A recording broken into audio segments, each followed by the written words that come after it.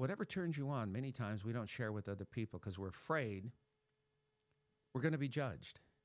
It's an amazing feeling when you tell someone what you like, and they're like, well, I like that too.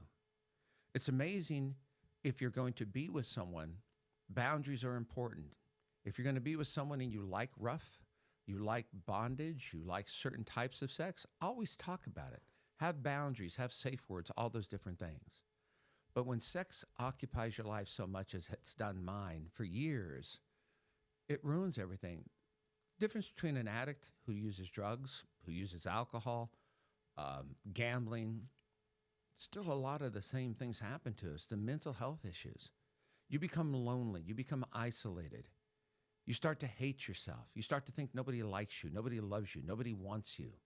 So what do? You watch porn, you make yourself feel good, you fall asleep. An orgasm's amazing. It exhausts you mentally and physically.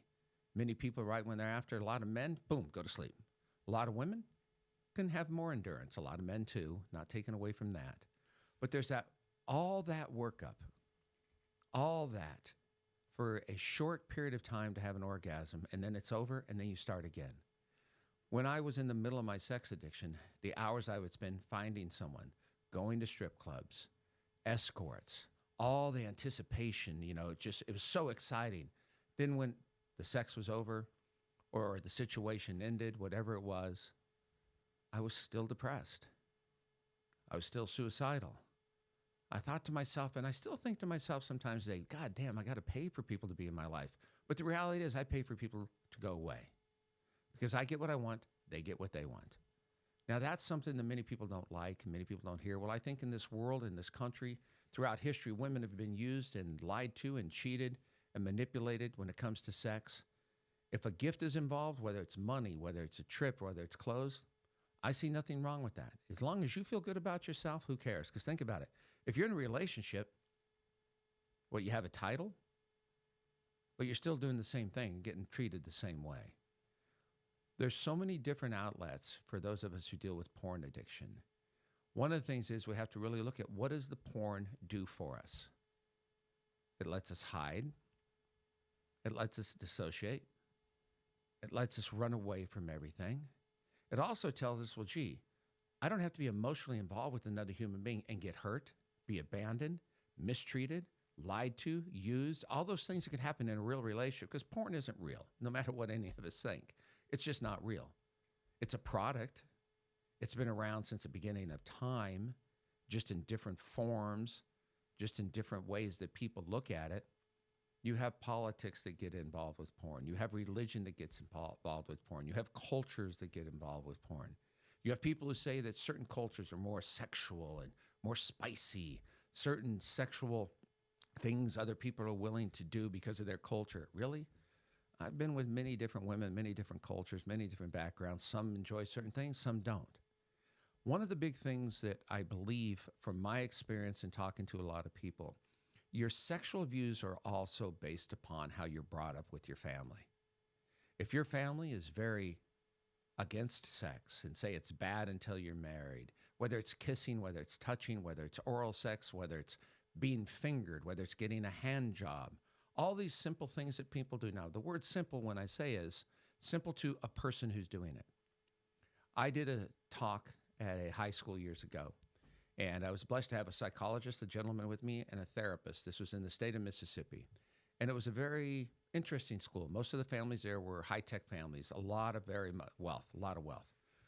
We asked a question, and one of the young ladies stood up and said that, she was a virgin. We talked about sex. It was really interesting. But she said that her and her friends, the one thing that they've learned, that if you have anal sex, you're not losing your virginity.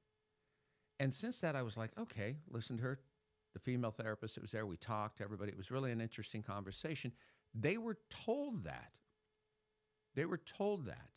They all came from high Christian valued families and this and that. They felt nothing wrong with it. And there wasn't anything wrong with it. If you're under 18, that's a whole different story. We're not talking about that. Now, I've come across many women as I got older who have the same belief system that they would do anal sex because it's not losing their virginity. It's not against the Bible. It's not against their family. They don't want anybody to look at them bad. Remember, when you don't do something that you need to do for you or want to do for you, because of your family, because you're afraid that someone's going to find out. You're afraid that you're going to be judged. You're afraid you're going to be labeled. What happens when you finally do it? You go crazy? When I say go crazy, I mean you just start doing it with anybody and everybody. You just start enjoying it. Then you're like, what did I do wrong? I can't believe I haven't done this in years. Then you put yourself in a position to where you're constantly going to need that gratification. Learn about sex. Talk about sex. If your parents aren't willing to talk to you about it when the time is right, find someone you can talk to.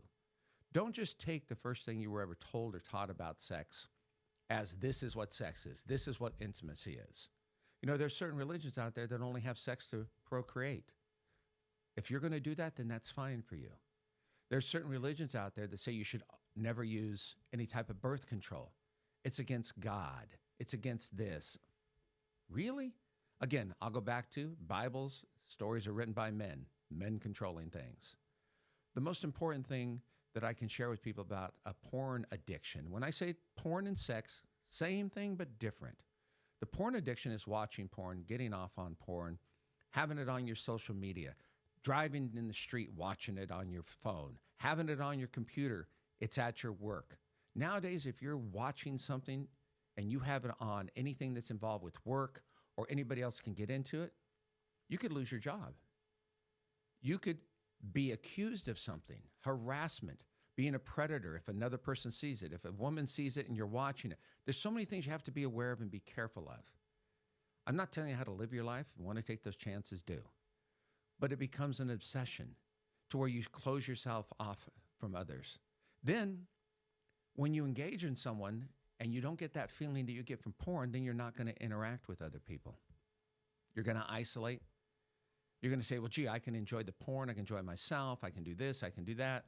I can watch the same thing. Now, believe me, I've watched porn for a year. Very little new porn out there. It's an obsessive thing with me. It's difficult at times. I still do look at it. I try not to. I've done great with it. I don't look at porn as a way to learn how to have sex. That's just never how I've done that. I've learned on my own. I've taught myself what I like. I've learned how to do things, and I paid attention to the women I'm with. That's the most important thing to me. But I love sex. I could do it every day, but I know if I did it every day, unless it's with one person, and I've never really had that type of relationship except one time in my life, and I've mentioned it before on a couple other things. It lasted for 4 years, and it was wonderful being with one person because we enjoyed everything. A lot of things were crazy in our life, but the sex part was really wonderful, and you could feel things. But the biggest part is, if you're in a relationship that's based off sex, what do you have? You have an opportunity for what? In my opinion, nothing. I talk to a lot of people that the first person they ever had sex with, that's who they're in a relationship with. That's who they're going to marry because they gave their virginity, male or female, because they were told that's what you need to do. They were miserable in everything else in life. I truly believe there's nothing wrong if you have someone you want to enjoy physically, enjoy them. You have multiple people, enjoy them. Be honest, be safe, but don't put yourself in a situation to where it's going to affect you mentally or somebody else.